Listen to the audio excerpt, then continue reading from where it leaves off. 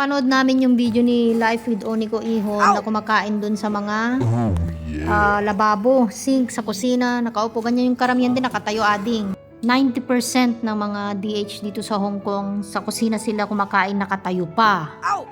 Ha? Grabe, yung mga first timer.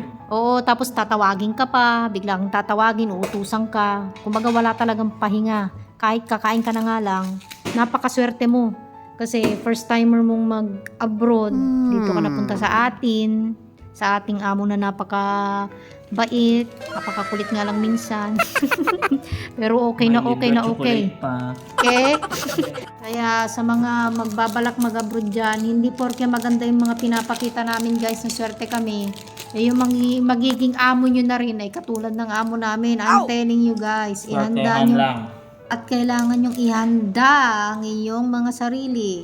Isang namakmak na iyak yan. Sigurado ako niyan. Sakripisyo, karamihan Yung talaga. sabi mo yung second na, yung first na amo mo?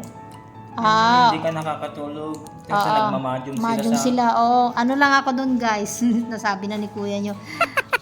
8 months lang ako dun. Tinapos ko lang yung financing ko dun. Yung placement fee no, 120,000. So 8 months ako dun. Oo, hindi ko kinaya yun kasi sabi lang kasi nun mag-aalaga ng bata. Eventually, hindi naman ako nag-aalaga ng bata. Diyos ko, bahay talaga tapos nagmamadyong paggabi-gabi. Hindi ko kaya yun. Kuya Tan, ang ingay.